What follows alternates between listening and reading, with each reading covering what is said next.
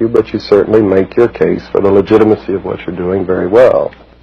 Let's take a look at some of the things which Louis Wolff had to say, and we'll let you comment ever so often on this, okay?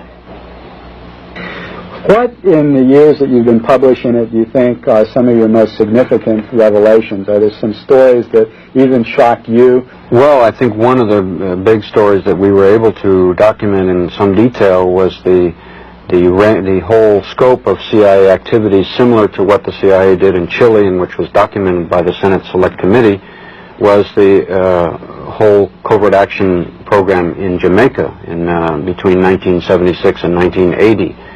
And we did a great deal of research into that, and we discovered in many ways a very similar program, almost a classic model that was followed along the lines of what they did in Chile, including three major categories: military, paramilitary activity, the use of propaganda in the media, and the third one, which was economic warfare, using the multilateral organizations, the International Monetary Fund and others, to withhold loans which had been promised to the Jamaican government. This is one example. What are a couple more of the details of that? You mentioned those first two examples of actual paramilitary activity the CIA was involved in Jamaica. There was a fire, for example, that took place in Jamaica of an old people's home. I think 150 old and infirmed women, many of them blind, were living in this home, and as it turned out, the place burned down in the space of about 7 or 8 minutes. It was discovered that the phone wires had been cut, and that the exits had all been blocked. Even those who could see their way out could not get out, and that the means by which the fire was set was the use of a petroleum jelly, which was unavailable in Jamaica. This was one indication, among others, that there was outside help. Why would the CIA, you might ask, why would the CIA want to murder 150 old women? It was because it was an effort, part of a very large-scale effort, to discredit the government in Jamaica, which was at the time headed by Michael Manley, the Prime Minister.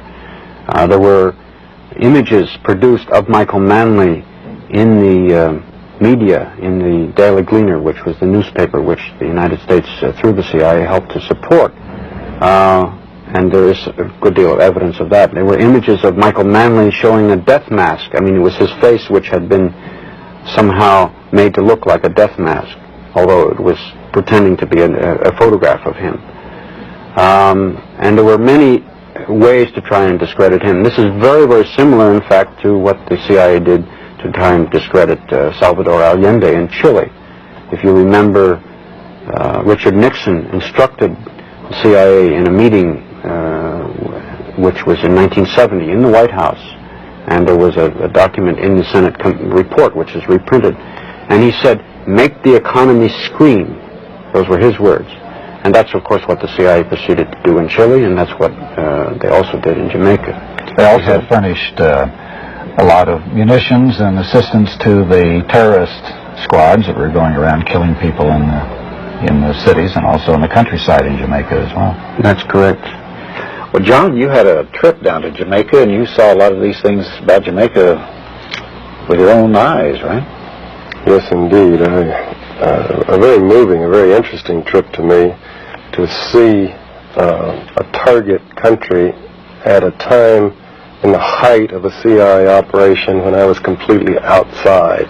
So there's no way that I could see the problem that journalists have always had when the U.S. government was targeting on a country in a situation, trying to destabilize it, overthrow, or manipulate the elections or whatever, of trying to figure out what's going on when you don't have access to all of the flow of cables and the discussions in National Security Council meetings and whatnot for the planning.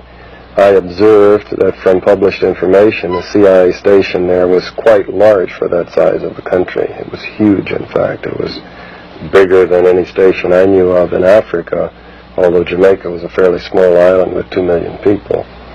That's typical of when the CIA has got a big operation going in a place. They beef up the station and beef up the offices back stateside.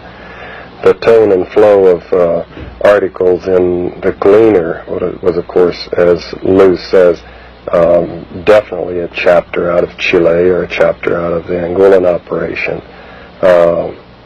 Every indication of a massive CIA operation going to destabilize the government, to make the economy scream. And in that case, I would say that probably someone got promoted for that one, probably several people. Because Manley was run out of office Because it worked. by a legitimate...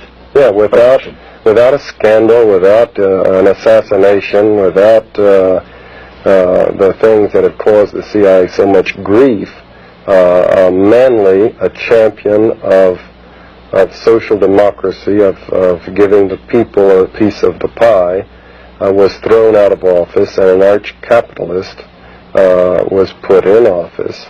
And again, there was minimal adverse publicity. Lew Wolf and the others were studying the situation and did publish about what was going on, but it was not published in the New York Times and the Washington Post, and the big television networks didn't do studies on it, primarily because even if the journalists of the big organs knew what was happening and might have wanted to, they really just, because of the secrecy, couldn't get the truth about what the United States was doing. One interesting thing was that the effectiveness of the liars in our government, the duplicity. When we formed the CIA, we committed our leaders to having two policies, as Lou says, the rhetoric, the public statements, and the truth about what United States policy is. So an interesting measure of presidents is how effectively they lie. Interesting discussions that occur inside the CIA is about lying. Would you lie? You're the DDO and you're going to testify to the Senate. And serious discussions. Are you going to lie? Because if you do, it's perjury and there's a chance you could go to jail. And yet, the organization expects you to lie. President Carter was one of the most effective liars I have ever watched on television and through the media. As a poker player, man, I would never go up against that man. He could look at that camera and say things that obviously he knew were completely and totally false. And I would study his expression and I could detect nothing except occasionally a little wisp of a smile that wasn't consistent with what he was saying. Like he thought it was funny. But one of his more classic... tick, actually. Yeah, well, the smile that I was referring to wasn't that. It was just a kind of like he was repressing a grin, like he thought it was funny.